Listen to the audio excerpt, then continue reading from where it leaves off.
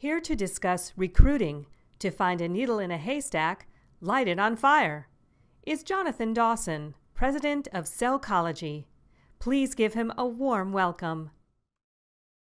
Hi everybody, my name is Jonathan Dawson and welcome to this presentation entitled Recruiting to Find a Needle in a Haystack, Light It on Fire.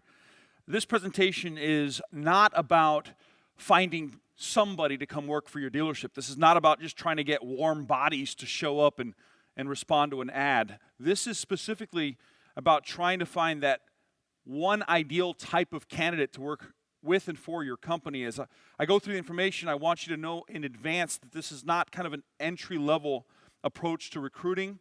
And as we look at the information, I think you'll find a few things happening for you. And in fact, it starts actually with a little bit of my promise. So let me get to my big, bold promise.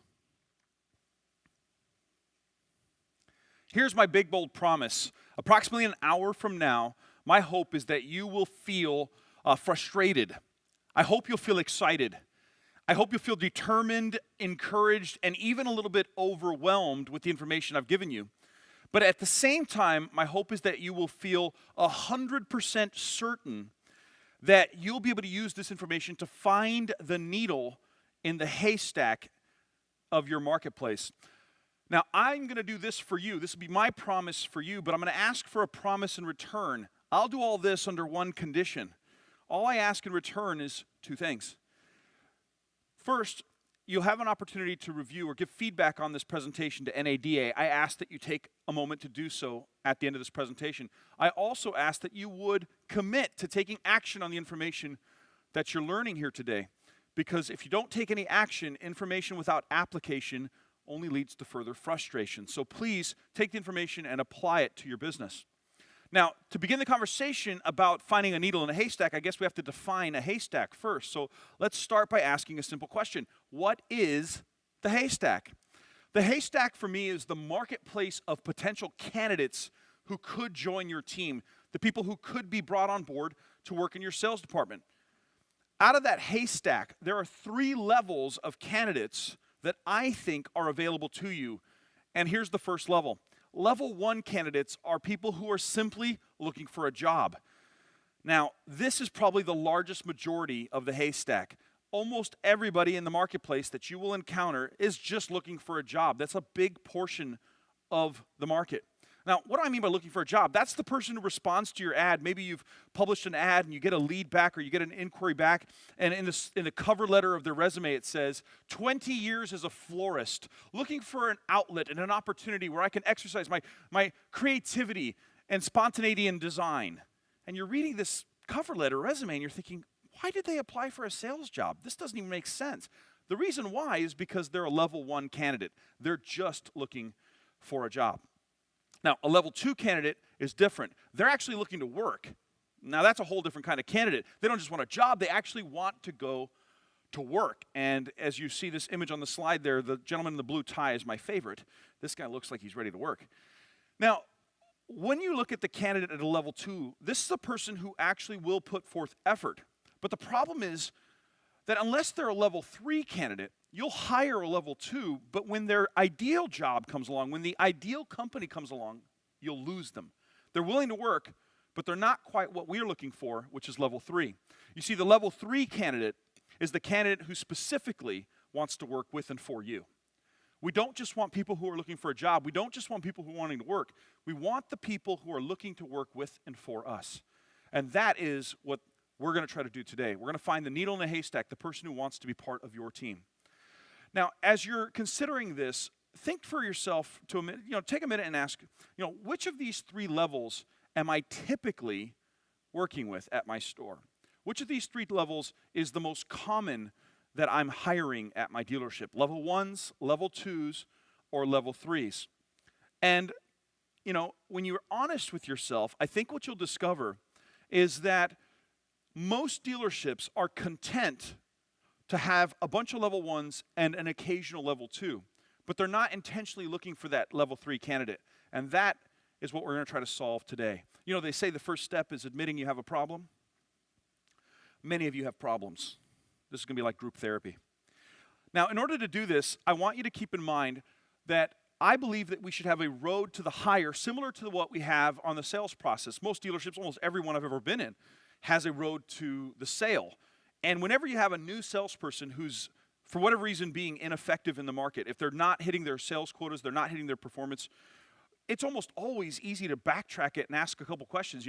What's your sales process look like? They either don't know their process, can't articulate their process, or are not following their process. It's usually a breakdown in the process. Now, that's true for sales. Every salesperson I've ever met who's struggling in some way is probably failing in the process. But this is also true for management. Most management does not have a road to the hire. So as we look at these 12 steps to finding a needle in the haystack, what I want to do is make sure that you understand that if you skip the steps in hiring, you may end up with similar results that a salesperson skips the steps in a sales process. You're going to end up frustrated. So here we see step number 1 says commit to a needle philosophy. What I mean by that is you have to decide in advance that you're going to raise your standards of what you expect for your team and what you expect out of the people that you're recruiting. Decide in advance that we're no longer comfortable with level 1s and level 2s. Number 2 is to define your ideal candidate. The next step in this process is really to say, what am I looking for? What is it that would be the candidate of our dreams? Start with the end in mind. Have a vision or a goal of what I want to have as part of my team. Define your candidate, which we'll be doing as an exercise today. Next thing, it says to determine your recruiting approaches.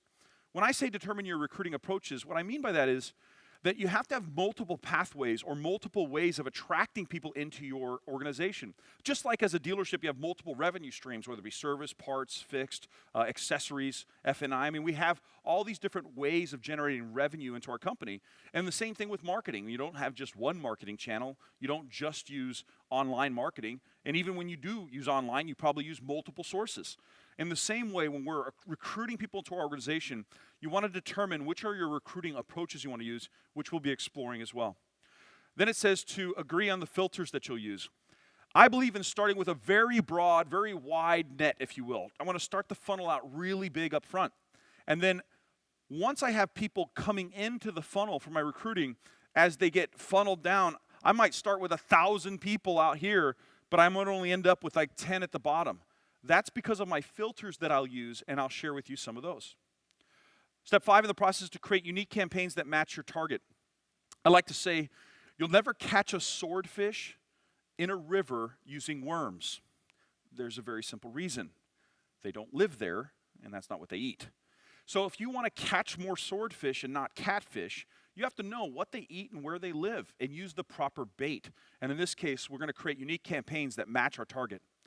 Recruiting constantly is a philosophy that says, even when I don't need to hire somebody, I need to be prepared that I might need somebody. And so I don't wait to recruit when I need to hire. Most management team members, I think, make the mistake of seeing recruiting and hiring as synonymous terms, that they're the exact same thing. They're not the exact same thing. In fact, recruiting and hiring are two separate steps. Recruiting should happen constantly. Hiring should happen occasionally, which is the step 8. So when we eliminate candidates because we have enough in the funnel, we can then make decisions on hiring where we can say, okay, I don't need to hire somebody, but I want to hire somebody. I don't need a person right now, but I'm going to select this person because they fit my ideal candidate and they're going to be a good fit culturally for my team. So as you go through these steps of the hiring process, think of them the same way you do the road to the sale. You skip steps, you end up with a broken process. Step 9 is to onboard effectively. We'll talk about that a little bit, but what you want to do is when you bring somebody on board, you want to give them a pathway for success. I find it, again, another frustration part that most management share with me is that when they hire somebody, bring them onto the team, there isn't a process for that. So this new person is basically just thrown in and kind of like, hey, figure it out. But onboarding effectively is step 9. We're almost to the end here. Step 10 is to train consistently. Of course, a personal passion of mine is a national sales trainer. I love training salespeople and helping them grow. But you have to have an effective process. We'll talk about training a little bit in this presentation. We'll close out with these last 2 steps here of the process. Provide accountability and fire quickly. If you don't do those 2 things, you end up with a sales team that can become stagnant. You end up with a sales team that can lower the standards of the rest of the organization. So it's very important that you provide the accountability in place along with everything else we've just talked about. And then when it's time to terminate, that you fire quickly. Do it with compassion, but fire quickly. I have a philosophy that I like to share with management, and I think it's true about humanity in general. It says this. It says that there are no traffic jams when you ask people to go the extra mile. There are no traffic jams when you ask someone to go the extra mile. No one's there. Very few people will go the extra mile. And so what you want to do is you want to raise your standards in your interview process, in your recruiting process, in your hiring process, because what you're looking for is the people who will go the extra mile. Those are the quality candidates that we want for our team. I also believe this is true, is that my team will rise to the lowest allowable standard that I will tolerate. Now, if you're taking notes or just in general reflecting on the things I'm saying, I'm going to invite you to take a second and kind of listen to this one more time. My team will rise to the lowest allowable standard I tolerate. If you have a team that doesn't park cars in the right spot, it's simple. It's because you tolerate that. If you have a team that doesn't fill out paperwork, it's simple. You tolerate that. If you have a team that doesn't hit certain production goals, it's very simple. You tolerate that. They will rise to the lowest standard you tolerate. That's the general rule of humanity. In fact, you've heard the old expression, right, that says that if you feed a man a fish, if you give a man a fish, you feed him for a day, right? Give a man a fish, feed him for a day. How's it go? If you teach a man to fish, he'd still just rather you gave him the fish. You know what I'm talking about? Right? Some people, isn't that some of your team? You could give them a fish, feed them for a day. And you try to teach them how to fish, and they're like, nah, boss, that's okay. If you can just kind of give me the fish, that'd be cool. What's happening is you have in society this mentality, and we foster that by allowing this low standard, and I just want to help you fix that. So what we're going to do is we're going to build an ideal candidate together, because if we don't have the end in mind, it's hard to get there. So we have to have a goal. So let's do a little bit of an exercise. If you're watching this stream right now, we're going to come to a point where I'm going to ask you to pause, and if you're taking notes, to kind of do some of these notes with you. Follow me along as we go through this exercise. We're at the stage in the notes in the handout where we're going to define a candidate. Now, please understand that the material I'm about to give you and go over is not by any means exhaustive, which means this is not the complete list. It's certainly not even the right list for your store. Each store should define its candidates based on its culture, based on its goals, based on the kind of people you think would be the most effective in your dealership. So let's take a look at it from a perspective of habits and traits. The first things here, it says organized and goal setters as examples of habits or traits that I want. What I'm asking is this, is if I want somebody who is organized as a candidate, if that's a trait that I value, let's say for the example that I want to hire somebody, bring them into the team with the idea, end in mind, the goal being, this is somebody I can see one day being an internet manager for me or a BDC manager. I want them to rise up into a leadership role in management. Well, then maybe having organization skills would be valuable to that candidate. So maybe in my ad and the way I design my process, I'm going to make sure that I write it in such a way that an organized personality type will read the ad and go, ooh, this feels good to me because of the structure or the process that's outlined in the ad. Same thing with goal setter and so on. Keep in mind, this is not an exhaustive list. I'm just giving you examples. Required skill sets. Possibly you want somebody who's tech savvy or already understands negotiation. If I want somebody who's social media savvy or video savvy, if I want those skill sets to already be in place before I ever interview you, then I need to make sure my ad discloses that and asks for that as part of the ad. The more I put that language that would resonate with that person, the more they resonate with the ad, and therefore they go, ooh, you're talking about me. That's what you want. A couple more here, background experiences that might be interesting as part of your defining of a good candidate. You might look at things like, do they have college background? You know, what kind of grades do they get? Because if they're a good student, it teaches you, shows you that they can learn and that they like to be taught how to do things. Military background shows discipline. Well-traveled shows that they might be interesting people. Maybe you want people that are very interesting and easily can adapt to situations. Athletics shows competitiveness. Business owner shows self-reliance. So what I'm looking for is, what are the traits that I really want? And then while I'm casting out my bait, right, you won't find a swordfish in a river. When I'm casting my bait, I want to make sure it's designed to catch the fish I want. Temperament and hobbies or interests are next. What's the temperament of my candidate? And then what kinds of hobbies or interests would fit within my sales team or within my customer base that would give them a natural competitive edge with my clientele? These are the kinds of things I look for in defining it. So what I'd like you to do is do the exercise of defining an ideal candidate. Maybe visit with your management team or even look across your top performers and look for these traits. Once you've defined your ideal candidate, the next step is really to start recruiting. And you have to look at some recruiting strategies. As I said, many approaches give you many more opportunities. So I'm going to ask you, out of this comprehensive list, there's about 11 of them, I'm going to ask you to just pick 3. Now, I'm going to highlight 3 for the purposes of this session, but once again, these are not the 3 you should use. These are just 3 that I chose. I just had to talk about something, so I picked 3. But you can pick whatever 3 you think are appropriate for your store. Let's take a look at some of these examples. So what you see here is a list of possible ways that you could recruit. The first one I'm going to highlight is the idea of social media network of the employees. One of the most underutilized resources I think that a dealership has is its employee base. Let's say you're a dealership of 60 people or 120 people. Maybe you're a dealership of 240 people. I don't know how many employees you have, but each one of them might have a natural network, a social media network. Maybe they're on Instagram. Maybe they're on Facebook. I don't know. But what you want to do is, when you're recruiting, why not give your team the template and say, this is the message we'd love for you guys to post on Facebook, as a way of letting your network know that we're recruiting. Or maybe here's the meme we'd like you to share on Instagram or on Pinterest. I'd like you to post this meme out there that tells people that we're recruiting. But leveraging your natural social network within your employee base is a completely underutilized asset and a resource that is absolutely free for you to create revenue or create opportunities for candidates. The next one I'm going to feature is another one similar to it. I want to talk to you about the bird dogging of your customers. Now, bird dogging of customers is really cool because what it allows you to do is take your customer base who already naturally likes you, who already has just chosen to do business with you, and invite them into the process of finding the next person who can help them. So you might send out like a letter or an email to your entire database that would look something like this. It might say, thank you so much for being one of our valued customers. Who better than you to tell us who we should hire to serve you? Here's our ideal candidate that we're looking for our company. If you know anybody like this, that you think matches this and that would be a great brand ambassador of our brands and also a great server of our clients, please send them our way. And what we will do in return is we'll make a payment for you if we hire somebody, up to $500 of your monthly payment. Or we will give you up to $500 in parts and service credit at our dealership. Or give them a $500 gift card to a really nice restaurant. So if they refer their cousin to you and you hire them, they can all go out to eat and celebrate the new job. The point is, bird dog your customer base and look for opportunities there. The next one that I'm highlighting, again, please understand, this is not the only 3 you should do. I'm just giving you 3 examples, is outside prospecting.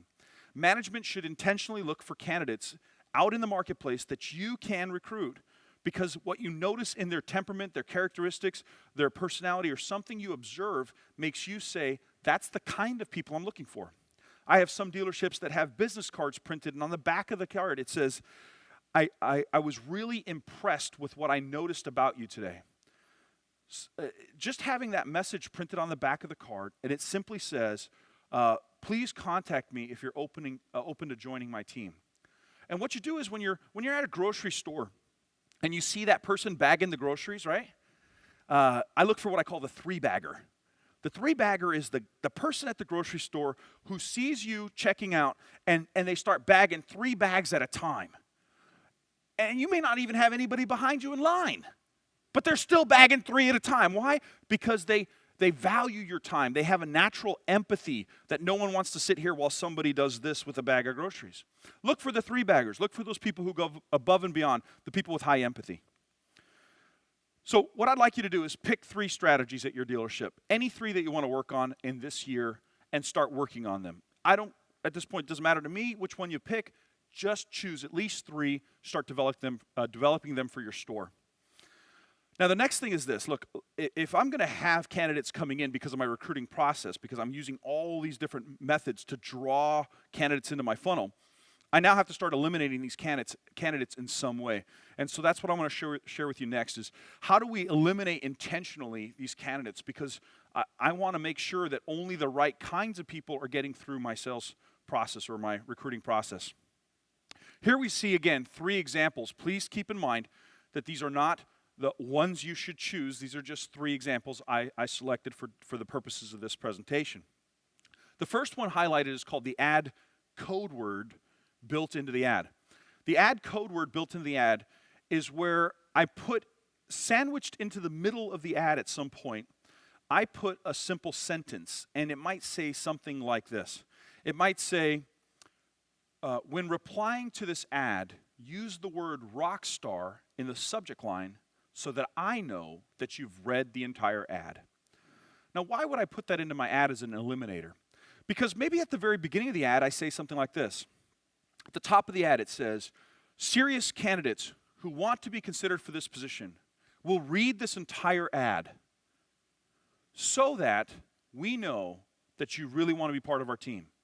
Then, a third or two-thirds down, you have this little sentence sandwiched in between other bullet points or something, and it says the code word is rockstar. Reply with that in the subject line so we know you read the ad. Well, if I get 30 responses back, but only 5 of them have the word rockstar in them, then I can delete the other 25. Why? Because if a candidate will not follow directions to get the job, why would I have any expectation they'll follow directions once they have the job? I mean, this is craziness. I mean, if a candidate won't work, if they won't work to get the job to be part of my company, why do I think they'll work once they have the job? So I want to put things in place that give the candidate an opportunity to demonstrate their desire to be part of my team. And one of the ways I do that is by asking them to read my ad. Now, let's take a look at another example here. One of the other eliminations I like to use is called the 20-question quiz. The 20-question quiz is where I take a candidate who's maybe past the first stage of the ad process. Maybe they've read the ad, they've responded to the ad in some way, and I want to kind of put another layer of filtration or elimination in place. I might say something like this. You might get an email and it has a link and it says, the next step in our recruiting process is for you to take a 20-question quiz about our company and about the marketplace. Please understand that any incorrect or any answers left blank may negatively impact the management's perception of you. Then you send them to a link with 20 questions. And it's an online, it could be built into your website. And they get asked 20 questions. Now, here's what's cool about this, is that I take the 20 questions and I break them into 3 categories when I'm designing my quiz. Some of the questions, the answers can be easily found on our website. So you might have, for example, what time is parts open till on Thursday? Well, that's easy. You can see that on the website and fill in the answer. But other questions might be something where they would have to Google to get the answer. The only way they would know is if they, Googled the information. So you might, for example, put a question in there that says, what would the payment be if someone borrowed $30,000 on 60 months at 3.9 interest? And they would have to answer that question. They'd probably use Google to do that. The third category of questions are questions they would only find the answer to if they contacted the dealership directly. What I want to see is, out of 20 questions, if I have 6 of them that they would not know the answer by going to my site, they would not know the answer by going to Google, they would only get these answers right if they took initiative and contacted the store. If they were resourceful and took the time to call in or come by. And maybe call in and ask the receptionist and say, I'm applying for this job. They sent me this link with these 20 questions. I've been all over the internet. I've been all over your website. But it doesn't tell me the answer to this question. Is there anyone there who can help me? What I want to know is, when given a difficult situation, what does the candidate do? When given incomplete information, do they quit? Do they get upset? Or do they get resourceful? That's what I want to know, because they're going to be part of my team. I want to know what I'm working with. The 20-question quiz is a way to figure that out. The next one is called the fly on the wall to gauge commitment. In this specific technique, I use this primarily with a candidate who maybe has never been in the car business. Maybe they're entirely new to the automobile business. And so what I want to do is give them an opportunity to get a feel for what it's like to be in the car business. Fly on the wall is basically an invitation. I say, hey, what I'd like you to do is come to our dealership on a Tuesday from 9 to noon or 1 to 4, but a 3-hour window. And I say, what I'd like you to do for me, Daniel, if you would, is I'd like you to come to the dealership, and all you're going to do is hang out from 9 to noon, and then I'm going to talk to you after you've been here. I just want you to be a fly on the wall in my store, and I want you to observe the dealership, and then you and I will talk afterwards. Well, what happens? Do they show up? Do they show up on time? How are they dressed? While they're there, what do? Do they wander around the show floor aimlessly looking silly? Do they sit in the service lounge, get on Facebook, or play Angry Birds? What do? Do they offer people coffee? Do they engage? Are they even there in 3 hours? I've had candidates that an hour and a half in, they just walk away. I don't even try to chase them down. I'm not following them out in the parking lot. Why are you leaving? Please don't go. That's not me. Like, if you don't want to hang out, don't hang out. But if they stick around for 3 hours, I want to ask some questions. Tell me, Daniel, what did you observe in your 3 hours? What did you notice about my store? I want to give them the opportunity to become a fly on the wall. This is good information for me, and it's good information for them. So what I need you to do is do the same thing. Pick 3 ideas that you would say, I would implement these to help me find and eliminate better candidates. That's the idea. Now, as we look forward into hiring practices, I want you to do the same thing. Again, as I give you recruiting constantly, eliminating consistently, hiring practices and hiring processes, I want you to do the same thing. Just find 3 where you go, this makes sense to me. I'm going to highlight 3 again. These are my personal, out of the 11, please choose whichever ones you want, but these are 3 that I personally chose for this specific presentation. You can pick your own. The one I want to start with is the using of predictive behavioral testing. There are great resources out there. I'm not going to personally endorse any in this presentation, but there are great resources out there, companies that have spent years collecting data and understanding what motivates people and what types of personalities and being this type of performer and so forth.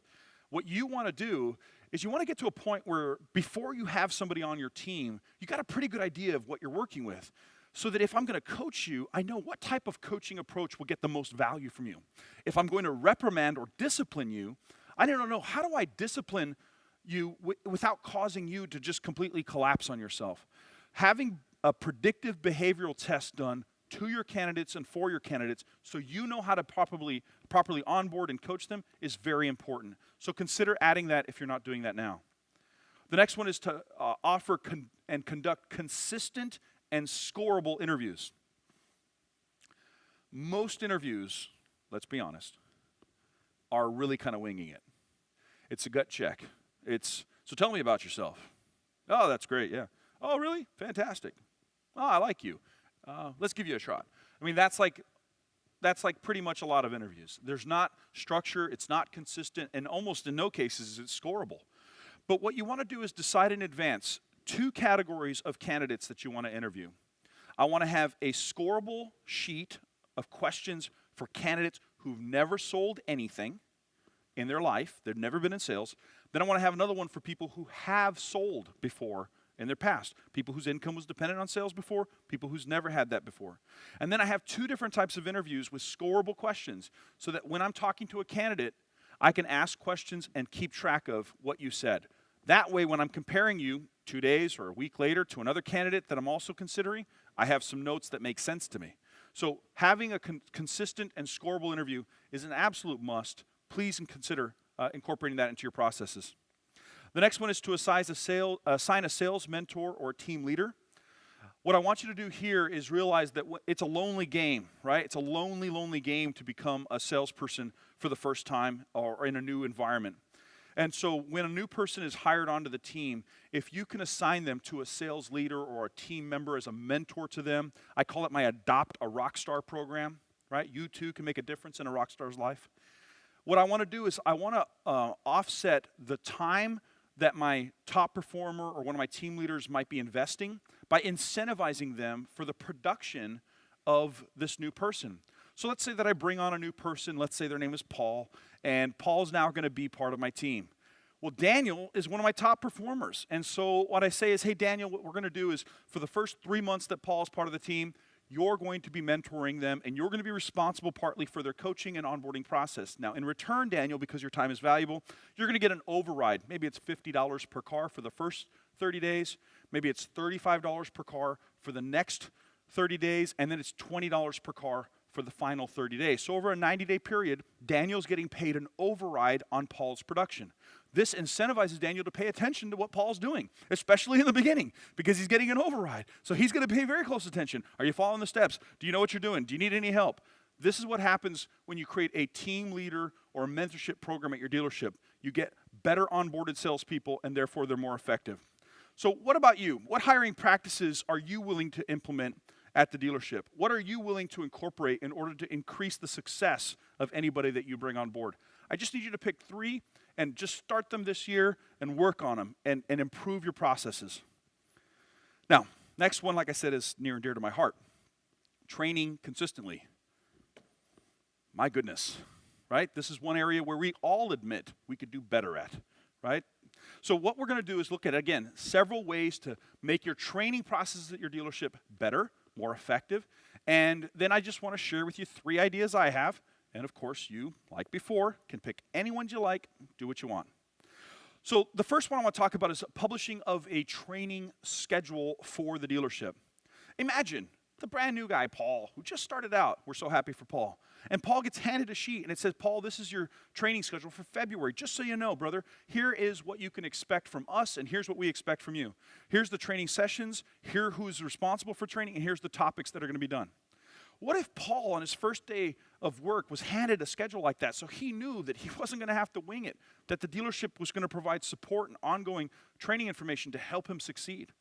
What if you gave him the entire year? Oh my gosh, like an entire year of training schedule. Like, here's our training schedule for the year. That would be insane. But even just a 1 month at a time would be huge. Most dealerships don't even have that. The next thing that I say on this handout here is, separate them based on skills and needs. When it comes to training, I think one of the big mistakes that dealers do is whatever's kind of in the moment, the heat of the moment, the deal that just went bad, the situation where the salesman just screwed up, that's the one that becomes the training meeting tomorrow. So what we do is somebody didn't park the car in the right spot, and a customer complained there was no parking. So tomorrow's training meeting is on what? Why don't you guys park the cars in the right spot? What's the matter with you? And now there's like 2 people who don't park right, but everybody's got to sit through a meeting on parking cars or paperwork not being filled out. There's 3 people in the store who consistently don't fill out paperwork, but the entire meeting has to be about paperwork. Why? Let's not do that. Separate them based on skills and needs and tailor to your audience. Now, the next one on this that I've highlighted, please understand, again, all of these are important, but just giving you some examples of some things I think you can improve in, is providing off-site and dedicated sessions. Much like coming to the NADA, what we're doing right now, dealers will travel from all over the world to be part of something like the NADA convention. Why? Because they know that when they dedicate time and resources, they pay attention at a different level. When they're away from the daily activity of the dealership, they pay attention at a different level. You too can do this for your team. Every once in a while, not even once a month, but once a quarter maybe, or once every other month, take your team off-site. Get a local hotel, get a little room, and make the training something that happens intentionally. Now, once again, I'd like you to pick your own.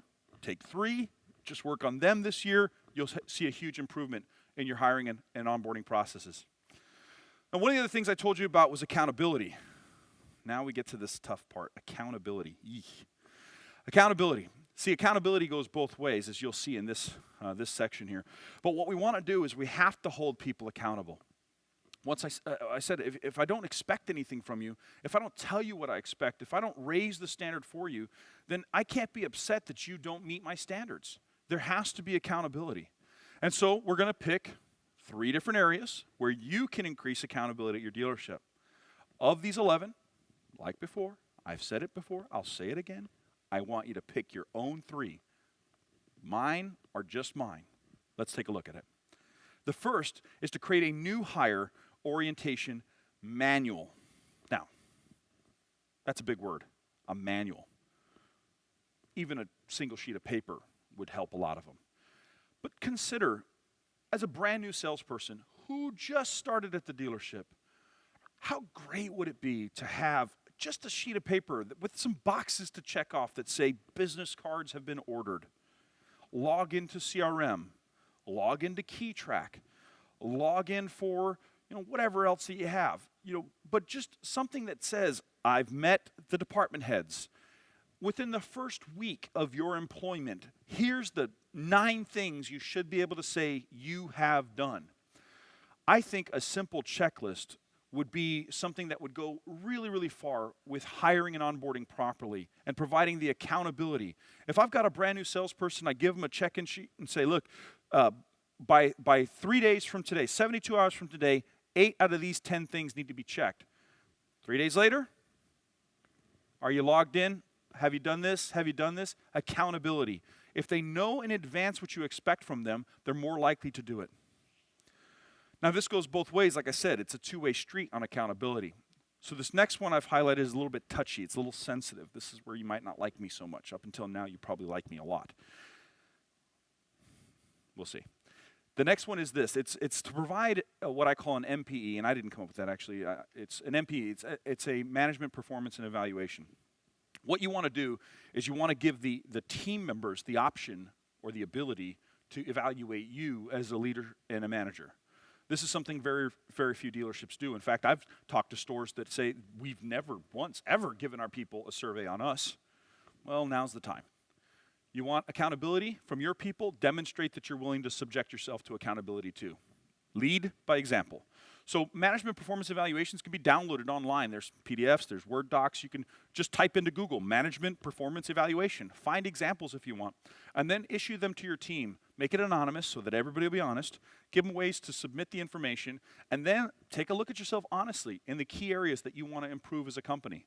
But when you demonstrate your willingness to submit yourself to accountability, you will raise the accountability within your team as well. The last one on the list here is to remember the rule about equality. The main rule about equality was given to me by a general manager named Matt, who told me this, and I believe it's true. He said the only worse thing than treating people unequally is to treat people equal who are not in any way equal. The only thing worse than treating people unequally is to treat people as equals when they're clearly not equals. And what he meant by that was how so many managers will take a top performer and subject them to the same rules that they have for all these other people, instead of showing some rigid flexibility, showing some ability to say, look, this is the standard that all of you have. For example, like I personally don't mind. If I have a top performer selling 20-something cars a month, doing it with good CSI and doing it with a lot of self-generation or repeat referral business, and they want to skip the morning meeting, I'm like okay with that. I'm okay with that. Why? Because they're not equal. They're not equal. You know, if you have the ability to offer people flex schedules, why not build in a flex schedule opportunity where you say, look, you can set your own schedule and come and go as you please. Between these hours and these hours are our core hours, but you can come and go as you please as long as you perform at this level. Why? Because I know that you're not all equal. So having a fixed schedule, you have to be here till 9 o'clock. I sold 3 cars today. I've got more points on the board than anyone else, and I got to stay here till 9 o'clock. Why? There's no traffic. Well, we're open till 9. That's just silliness. So don't be silly like that. Don't treat people equal when they're clearly not equal. Show some rigid flexibility. So when you're considering accountability, you're going to have to implement some accountability strategies at your dealership, both ways. You're going to have to be accountable to your people, and you're going to have to give them the opportunity to be accountable to you. You've got to decide what you're going to pick. Pick 3, work on those 3, and at the end of the year, you'll see a huge difference in your team morale and your team performance. Last one we had here was fire quickly. Now, fire quickly, I also want you to pick 3. And here's the 3 you get to pick. Yeah, there's only 3 of them. So what you get to pick from is these 3 options. You get to train them, you get to transfer them, or you get to terminate them. I didn't come up with that phrase. I'm not sure who did. But I heard it and I thought it was really clever. So here you go. Train, transfer, terminate. Whenever you have an opportunity with a team member, you're going to always ask yourself, what should I do next with this person? Is the proper step to continue to train them to improve, or if that's not possible anymore, should I try to transfer them to retain them as a company employee, but just move them to a different role or department? Or if I can't reconcile that, it's time to terminate. I believe that firing quickly, when you've done everything else I've shown you, firing quickly is an act of compassion. Release them. Just let them go. Release them to the thing they actually want to do with their life. Because if they're underperforming consistently and you've tried to train them and you can't transfer them, they don't want to be there. And you keeping them there as an underperformer not only keeps them miserable, keeps you frustrated, but it lowers the morale and the performance of the entire team. There's no good reason to do that. Fire quickly. Do everything else I've said, and then when it's time to let them go, let them go. Okay, let's move gears. Here's what we're going to do. We're going to switch from that whole aspect of, you know, a philosophy, if you will, of recruiting and hiring to now a little bit more of the practical tactics. So we've gone from strategy to tactics. We're going to get into the mechanics. When building an ad, I want you to consider a few things here. The first I've got here is create compelling and unique hooks. When you're trying to say, what do I do to catch the right swordfish? Design your ads in such ways that the hooks, the opening line, the subject line of your ad is compelling. I'll show you several examples today. Also, what you want to do is have candidate-specific and relatable language in your ad. Again, you got to make sure that the person, when you have the defined candidate, the person that would be that candidate, when they're reading this ad, that they're going, oh yeah, it's like you're talking to me right now. The next one it says is to have clearly defined benefits for them. Articulate to your candidate, here's what you get by being part of our team. Make sure that you have cause for elimination in your ad and a clear call to action as well. Now, here's some examples of some hooks. These are not your typical hooks, as you'll see. Typically, you might write something like car sales position available, now hiring for automotive dealership. But in this case, we're going to get away from that generic language. We're going to use some really cool things here. As you can see on the slides or in the handout, $5,000 for qualified candidates. Attention college grads should apply. No experience necessary. Earn up to $17.25 an hour. I'm going to show you that one's called an hourly ad hook. You want to do is create something that makes the person who reads it go, this is different, because we're trying to cast a big net. Remember, we're trying to get the largest and widest funnel in the beginning, and then we're going to whittle them down through the elimination filters. So make sure that you have really great hooks to get people into the funnel. And now, once they're in the funnel, let me show you what the ad structure can look like. And the first example I'm going to give you is what I call a rock star ad. Let's take a look at a rock star ad together. The rock star ad is the ad I want to use when what I'm trying to attract is a very high ego, very alpha type personality, a very strong person with high commitment to their success, right? Somebody who believes in themselves. If you'll notice on the ad, if you can see the text properly on the screen, I hope that you can read this with me. But the very top part of the ad, it says, rock stars only, sales superstars, alphas, hungry animals, the best. Well, if you read that hook, you might click on it for curiosity, or you might click on it because you go, that's me. Once you get into the ad, you see that the opening language is kind of fun. It says, top performers are either shaped by fire and discipline, or they're cloned from the DNA of Chuck Norris's sweat. The only problem is we all know Chuck Norris doesn't sweat. So what we want to do is we want to get the candidate right away to go, we're comparing them to Chuck Norris, right? So if you're reading that, you're going, yeah, that's me. I got the right candidate. And then it says here, top sales performers only. 90% of you won't have the courage to call. And of those that do, 50% of you won't make it past the first 2 minutes. That's really in your face, right? We're going to be really in your face because if I'm trying to attract a very assertive, dominant personality type, being assertive and dominant resonates with those people. So I'm writing relatable language.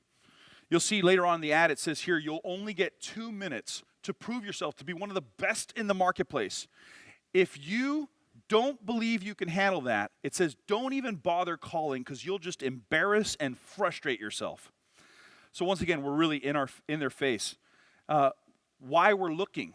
Do you see this portion here? It says we're looking because we've had a few promotions. A couple of people had to relocate, and then 3 more were let go due to underperformance. Right there in their face again. So if you're reading this ad, by the time you get to this portion of the ad, you're either going, yeah, or you're going, I would never work there. That's okay. That's what I'm looking for. As you look through the ad, how to get started, this is where I told you I used the code word in the ad. It says when calling or leaving a voicemail, use the code word wall of fame to prove that you actually read the whole ad and can fight through your ADHD. Right? That's my rock star ad. Now, this next ad is a completely different type of ad. Here what we're going to do is we're going to tailor this ad to maybe a marketplace. Let's say you're in a rural community, a rural marketplace where almost all of the people who live in your community or an area geographically, they're all hourly employees. There's a lot of factory work. There's a lot of just those kinds of jobs. So if my community that I'm fishing in is hourly, then the bait that I'm going to use is going to be hourly. So I might put a hook that says something like, great opportunity to be part of a winning team and earn up to whatever dollars per hour. And I want to use a number that for my marketplace might be even 50% greater than the average. So if the average income is $12 an hour probably, then I might use $18 an hour as my hook. Because I want someone to read that and go, ooh, it would take me 5 more years at this company to get there. Then what I'm going to do is in the ad, I'm going to feature some stories and examples. Here it says, most of our top salespeople never thought that they would ever sell cars. Last year, 4 of them earned over $100,000.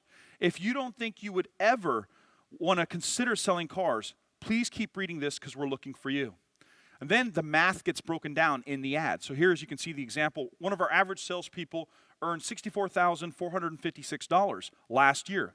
They worked 50 weeks per year, 5.5 days per week, and 8.5 hours per day. That's $25.27 an hour.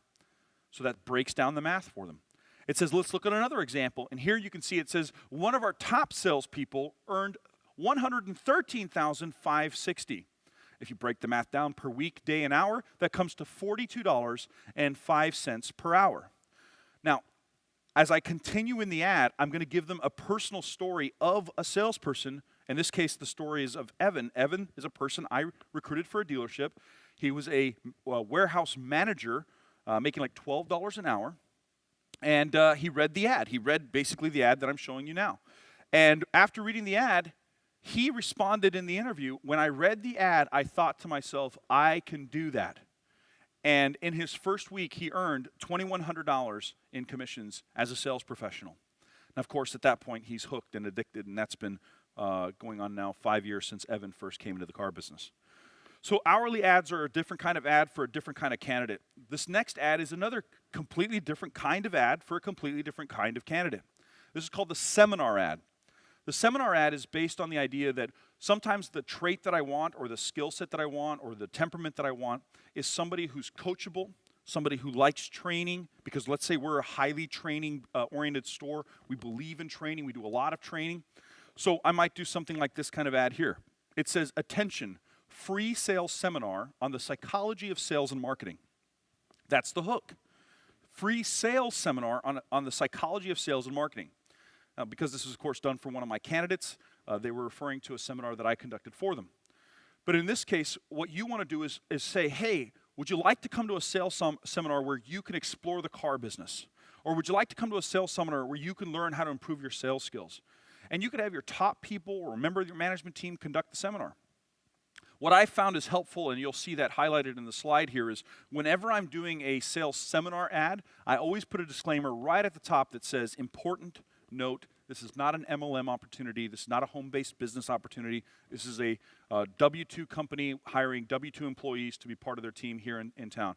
I want to make sure you get that out of the way because some people get skeptical right away.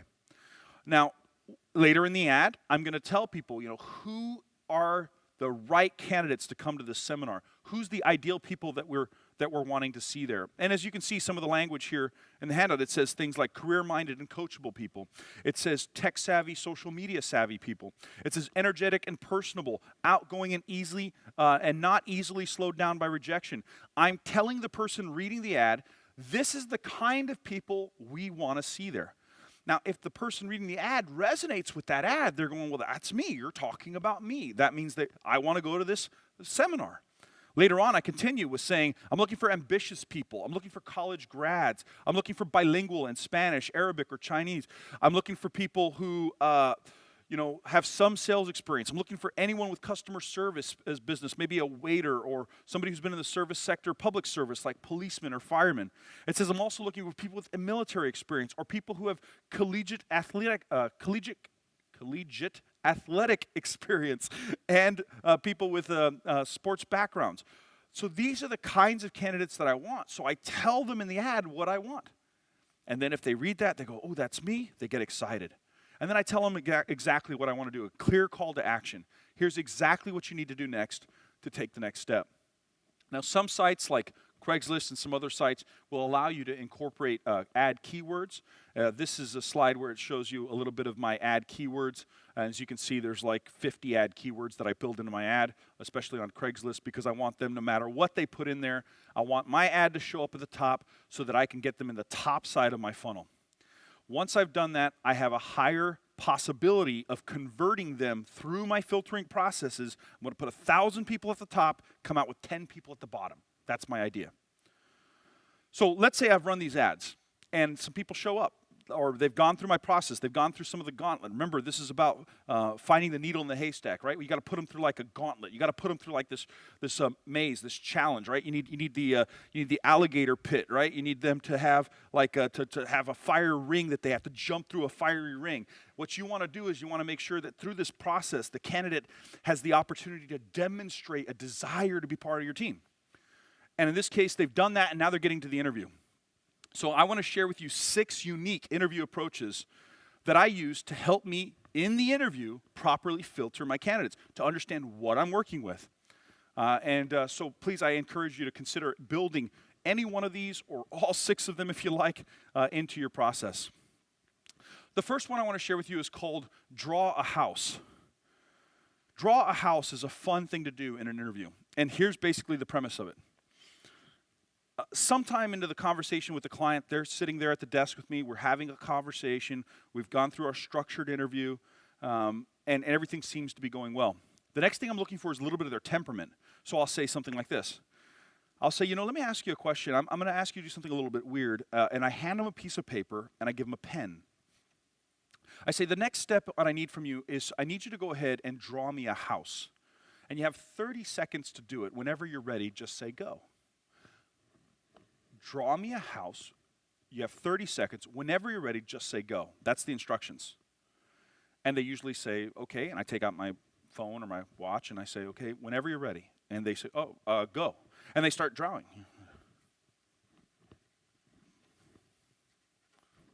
And they sketch out a house. And sometimes they'll finish in like 10 seconds and slide it back in front of you. Well, that tells you something about them, right?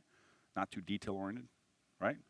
Johnny jumping off the bridge too fast without making sure he's got a parachute. So what happens is sometimes they'll draw like a really detailed thing, like my candidate Daniel, right? Daniel draws like a 3-dimensional house, like he puts a tree, he puts a sun in the background and birds in the sky, he puts a swing on the tree, in 30 seconds he draws this nice thing. Whatever they do, here's what I ask next. I say, how do you think you did? They almost always say, with 30 seconds, I think I did okay. And then I say this, because almost always this is what happens. Is once they're completed, a house, I say this. I say, I think it's a little excessive because the house is for my bird. And they go, for your bird? Yeah, I needed a house for my bird, actually. So I don't think a driveway is going to be helpful for my bird. Oh, I didn't know you needed a birdhouse. No, you didn't, did you? So what's the lesson there? And then they go, oh, I probably should have asked you, huh? Yeah, that's exactly right. You want to ask questions and not make assumptions. So I'd like you to keep that in mind. And what's interesting is sometimes a candidate, when I say draw me a house, sometimes they will start by saying, does it matter what kind of house it is? If they ask that question before they start drawing, does it matter what kind of house? And I'll say, of course it matters. And they say, well, what kind of house are you looking for? I'll say, a house for my bird. And sometimes they'll just say, okay, go. And they'll draw a birdhouse. And then I say, doesn't look like my ostrich would fit in that.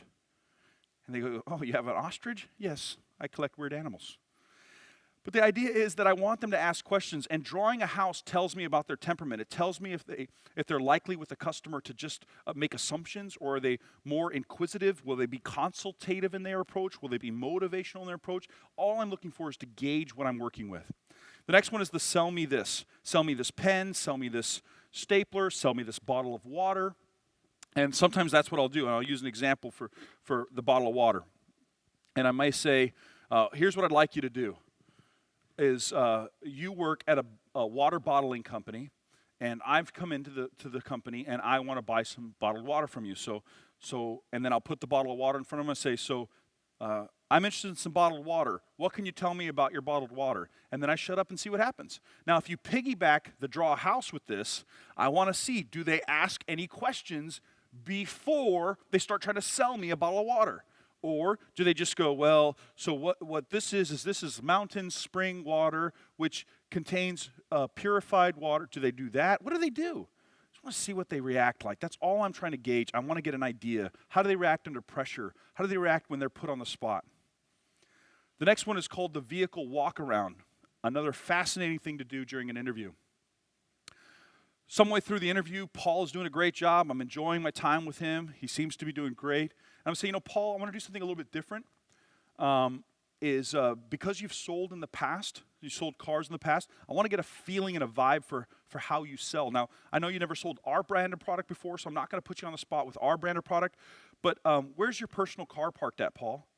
And he'll say, I'm just right out front. I say, let's go. Oh, it's not clean. No worries, Paul. I've appraised trades that weren't clean before. It's not going to scare me. We walk out to Paul's car, and I say, Paul, you have 5 minutes on the clock. 5 minutes to sell me and make me want to buy this car from you. Whenever you're ready, say go. What I want to see is, does Paul ask any questions? Does he start just pitching? Does Paul start talking about his product? Does he give feature function benefits? What am I hiring when I hire Paul? Have Paul do a vehicle walk around and sell you his personal car. The last three. Convince a stranger. Now, I must confess, this is one of the most entertaining, it's one of the funnest, and it's also one of the most painful things to ever watch in an interview. Here's what it is. To convince a stranger is where I take a candidate who's going through the interview process and I say something like this. I'll say, I want to ask you a question, Stacy. You seem to me pretty confident. And obviously in our industry, to take a total stranger and to convince a stranger to want to talk to you is a big part of our what we do here. Stacy, how comfortable do you feel that you can convince a total stranger to want to talk to you? Oh, I feel very comfortable. That's what I do. It's great.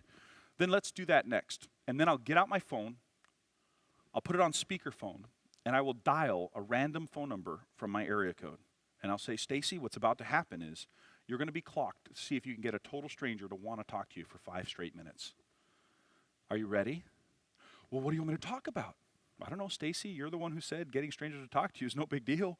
I want to see what you want to talk about. Just talk to him. Just get him to stay on the phone with you for 5 minutes, okay? Well, I wouldn't even know what to do. Oh, I know. I trust your gut, though. You're going to be fine. I tell you what. After the first attempt, I'll let you ask a question. After the second attempt, I'll let you ask a question. But you have 3 tries to get someone for 5 minutes, okay, Stacy? And you can see the sweat start to form, and Stacy's eyes go big, and she's like, oh, my Lord, what's going to happen? And then you call some people, and what you want to see is, what do they do? I've had candidates in an interview lie to a person, a stranger. They lie to them on the phone about why they're calling. I'm calling because I'm going to be buying a house in your neighborhood, and I wanted to talk to you about the neighborhood. And I'm thinking to myself, if you would lie to a stranger in front of me in a job interview to get a job, then why would I not think that you would lie to a stranger out on the lot to sell a car? I want to know what you say. So that's called convince a stranger. The next one is this. Watch this, do this. The watch this, do this approach is when you're looking for somebody who has really good coachability. You want somebody who's very good at training. Maybe you're going to be teaching them a new process at your company. So what I'll do is I'll take a candidate in the interview and I'll say, the next step for us is I'm going to show you a training tape. It's about 7 minutes long. And all I want you to do is watch the tape enough times that you're able to duplicate what you see in the training tape on the video. So I'm going to put you in front of this video, watch it for 7 minutes. If you need to watch it again, that's fine. If you need to watch it 3 times, that's fine. Just come get me when you're ready to demonstrate that you can do the technique. So if you need to watch it 13 times, we're here till 9. Take as much time as you need. And then what I want to see is, like, do they come out in 7 minutes? Do they come out in 21 minutes? Do they come out in 30 minutes? Do they just come out and go away? What do they do? And when they come out and say, I'm ready, I'll get a couple of sales team members who aren't with clients, and I'll say, hey, come over here. You guys are going to be the judge on how well they handle this technique. And then you hit them with the objection, or you ask them to demonstrate the technique. You put them on the spot. Watch this, do this. The next one is called convince me. This is where I just reject the candidate myself. The convince me technique is very cool, because at the end of the interview, what I'm going to do is, before I accept them for the position, I'm going to say something like this. I'm going to say, at this stage of the interview, I want to tell you how much I feel like I like you so far. I think you seem like a really nice person, and I think I really like you as a person. But my concern is this. See, our industry is filled with rejection and objections. And I just get the feeling like you're so nice that I think that the objections and rejection would be a problem. And so right now, I'm just not convinced that you're the right fit that we're looking for. I want to say, though, thank you so much for your time, and then you shut up. I'm not convinced that you're the right fit for what we're looking for, but I want to thank you for your time, and then you shut up and see what they do.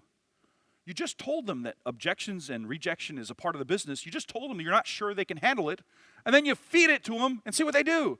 Do they immediately go, I think you're wrong, with all due respect? Do they get upset at you? Do they go, well, I appreciate your time too, and walk away? What do they do? The last one that I have for you is this one major idea. Here's the major thought as you wrap up this session. Think this way, compassionately. You want to fire them before you ever hire them, so you'll have to fire less of them.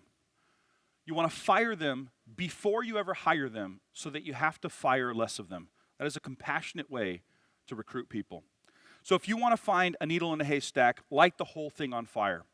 Then look for that bright red ember that remains. That's the needle.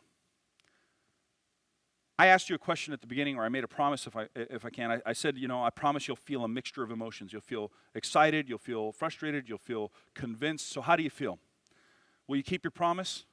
Will you let NADA know what you thought of this session? And will you implement some of these strategies?